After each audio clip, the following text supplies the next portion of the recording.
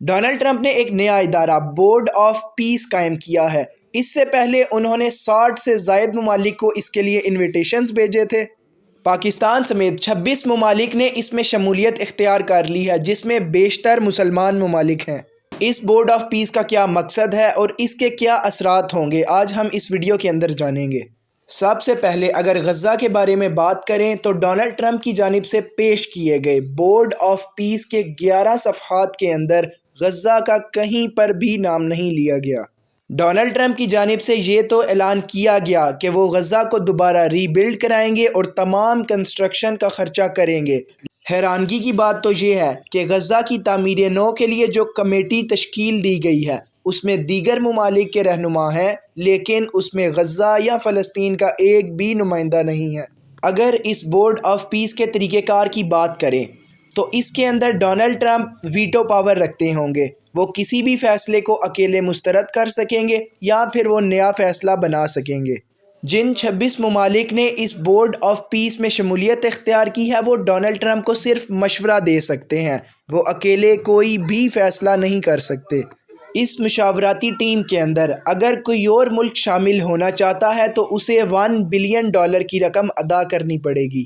عرب ممالک کے پاس economic power تو ہے، لیکن ان کے پاس اتنی ملٹری پاور نہیں ہے کہ وہ امریکہ یا اسرائیل کی جوائنٹ فورس کے سامنے یا ان کے اس پلان کے خلاف جا سکیں۔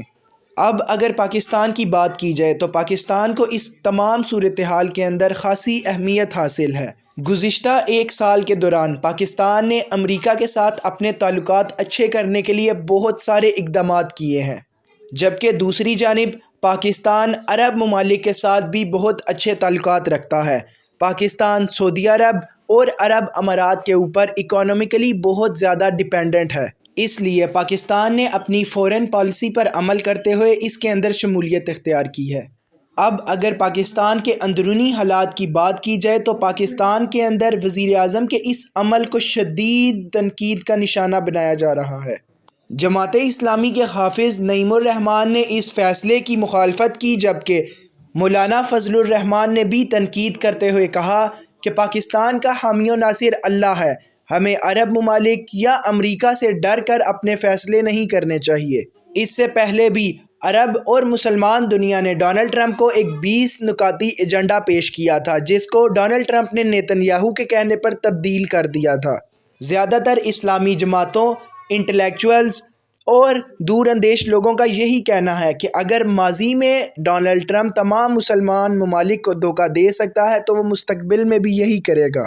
وزیر اعظم شہباز شریف نے کہا کہ پاکستان فلسطین کے اندر اور غزہ کے اندر امن چاہتا ہے۔ تحریک انصاف کی جانب سے بھی یہی کہا گیا کہ وزیر اعظم اور پاکستان کی حکومت قومی مفادات کو بیچ رہی ہے۔ اب اس پیس پلان کی بات کریں تو 2025 کے آخر میں ڈونلڈ ٹرمپ یونائٹڈ نیشنز گئے تھے۔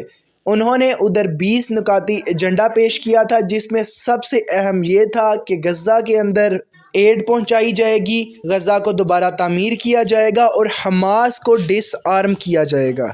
ان کے ان نکات کے بعد یونائٹڈ نیشنز نے ڈونلڈ ٹرمپ کو پیس آف بورڈ بنانے کی اجازت دے دی، لیکن جب یہ پیس آف بورڈ بنا جنوری 2026 میں اس کا اعلان ہوا تو حیرانگی کی بات یہ تھی کہ اس میں کہیں بھی غزہ کا نام نہیں تھا۔ ڈونلڈ ٹرمپ نے یونائٹڈ نیشنز کے ساتھ یہ ایک چال چلی، انہوں نے غزہ کے نام پر پیس آف بورڈ قائم کروایا اور جب قائم ہونے کے بعد انہوں نے غزہ کا نام تک نہیں لیا۔ اس کے بعد ڈونلڈ ٹرمپ کی جانب سے ماسٹر چیس اس طرح کھیلا گیا کہ ڈونلڈ ٹرمپ اس کمیٹی کے چیئرمین رہیں گے لائف ٹائم کے لیے۔ پاکستان نے یہاں پر اپنا کام بہت سمجھداری اور سینسیبل طریقے سے کیا ہے۔ پاکستان IMF سے لون لیتا ہے، جبکہ اگر ریجن پر آئیں تو امارات، سعودی عربیہ اور ترکی اس کے اندر شمولیت اختیار کر چکے تھے۔ اگر پاکستان اس میں حصہ نہ لیتا تو پاکستان فورن پالیسی اور گلوبلی آئسولیٹ ہو سکتا تھا۔ لیکن مسئلہ یہاں پر یہ ہے کہ نیتن یاہو اسرائیلی وزیر اعظم وہ یونائٹڈ نیشن کی جانب سے وار کرمنل ڈکلیئر ہو چکا ہے۔ اگر نیتن یاہو 126 ممالک جو کہ اسرائیل کے خلاف بیان دے چکے ہیں ان میں لینڈ کرتا ہے تو اسے گرفتار کر لیا جائے گا۔ زیادہ تر عوام کا یہی کہنا ہے کہ بورڈ آف پیس کی میٹنگ کے دوران جب نیتن یاہو کے ساتھ ایک میز پر بیٹھ کے پاکستان، سعودی عرب اور دیگر عرب اور اسلامی ممالک کانفرنس کے اندر شرکت کریں گے تو یہ کوئی اچھا نتیجہ حاصل نہیں کرے گا۔ تو ناظرین، یہ تھی تمام صورتحال۔ ہم نے آپ کے سامنے پاکستان کا موقف اور پاکستانی عوام کا موقف رکھا ہے۔ آپ کی اس بارے میں کیا رائے ہے؟ اپنی رائے کا اظہار کمنٹ سیکشن میں ضرور کیجیے گا۔ اگر ویڈیو پسند آئے تو اس کو لائک کریں اور مزید ایسی ویڈیوز کے لیے چینل کو سبسکرائب کریں۔